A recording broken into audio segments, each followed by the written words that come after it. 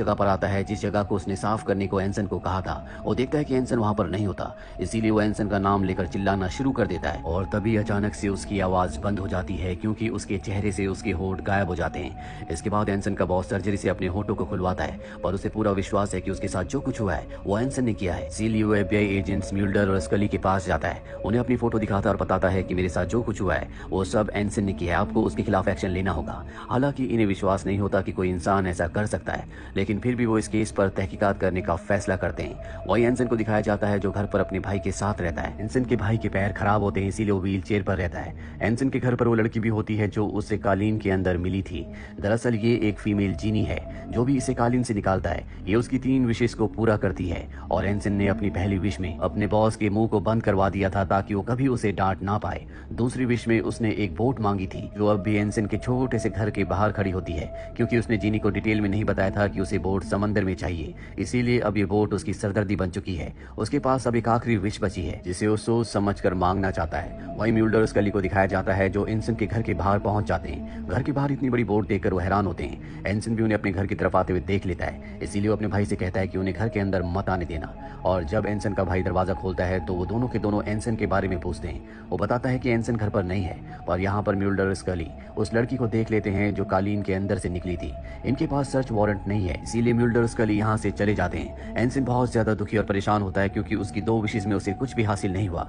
जीनी उसे कहती है कि तुम्हें सब कुछ डिटेल में बताना होगा, क्योंकि जितना तुम मांगोगे मैं तुम्हें उतना ही दूंगी।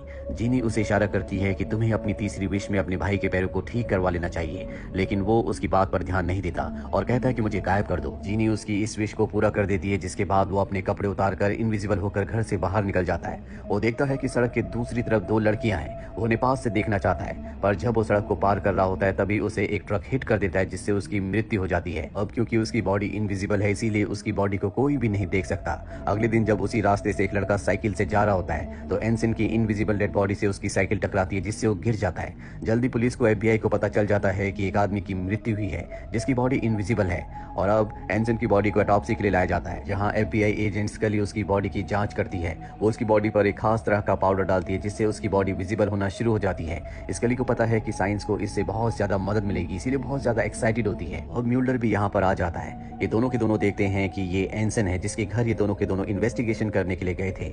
म्यूल्डर को एक अरब माइथोलॉजी पर विश्वास होता है जो कि जीनी की माइथोलॉजी है। उसे लगता है कि एंसन को कोई जीनी मिला होगा और उसने अपनी विश में अपने आप को गायब कर दिया। और स्कली को इस थ्योरी पर विश्वास नहीं होता, वो इसे साइंटिफिक तरीके से देख रही होती है। म्यूल्डर एक बार फिर से एंसन के घर जाता है, जहां पर उसके भाई को बताता है कि तुम्हारे भाई एंसन की मृत्यु हो चुकी है। एंसन के भाई को ये सुनकर दुख होता है। म्यूल्डर कहता है कि मुझे तुम्हारा राज पता है, जरूर तुम्हें कोई पुराना चिराग मिला है जिसके अंदर से जीनी निकलता है और वो तुम्हारी विशेष को पूरा करता है। एंसन का भाई उसकी बात सुनकर डर जाता है और उसे खाली बॉक्स देकर कहता है कि हाँ, इसी बॉक्स के अंदर से वो जीनी निकलता है। म्यूल्डर उस बॉक्स को लेकर अपने ऑफिस आ जाता है, लेकिन जल्दी उसे पता चल जाता है कि इस बॉक्स के अंदर से कोई जीनी नहीं निकलता।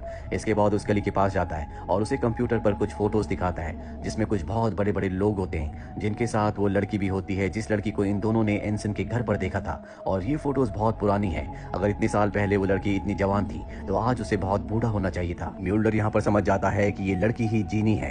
वहीं हमें एंसन के भाई को दिखाया जाता है जो गराज में जाता है और कारपेट के अंदर से एक बार फिर से उस लड़की को बाहर निकालता है, जिसका मतलब ये है कि वो फीमेल जीनी अब उसकी 3 विशेष को पूरा करेगी। वो कहती है कि तुम बताओ तुम्हें क्या चाहिए। वो कहता है कि मैं चाहता हूँ कि तुम मेरे भाई को जिंदा कर दो। फीमेल जीनी उसकी इस विश को मान जाती है और अगले पल उसके घर पर उसका भाई होता है, लेकिन वो पहले की तरह नॉर्मल नहीं होता। उसके शरीर से बदबू आ रही होती है और ना ही वो कुछ बोल रहा होता है। इससे एंसन के भाई को गुस्सा आता है और वो कहता है कि मेरा भाई कुछ भी नहीं बोलता। फीमेल जीनी कहती है कि तुमने मुझे डिटेल में बताया नहीं, तुमने कहा उसे जिंदा कर दो और मैंने उसे जिंदा कर दिया। एंसन का भाई कहता है कि मैं चाहता हूँ कि मेरा भाई बोले, और इस तरह से वो अपनी दूसरी विश मांग लेता है। जीनी उसकी दूसरी विश को पूरा कर देती है और जैसे वो बोलना शुरू करता है तो जोर जोर से चिल्लाता है, जिससे जीनी और एंसन का भाई दोनों अपने कानों को बंद कर लेते हैं। कुछ देर बाद एंसन जब शांत होता है तो अपने भाई से कहता है कि तुमने मेरे साथ ही क्या किया। मेरे सीने में ना दिल धड़कता है ना ही मेरी रगों में खून बह रहा है, जिस वजह से मुझे बहुत ठंड लग रही है। एंसन अपने भाई को डांट रहा होता है। एंसन का भाई कहता है कि मैंने अपनी 2 विशेष को तुम्हारे ऊपर बर्बाद कर दिया, अब मैं तुम्हारे ऊपर अपनी कोई विश बर्बाद नहीं करूंगा। अब वो अपनी तीसरी विश अपने लिए मांगना चाहता है, जिसके बारे में वो सोच रहा होता है।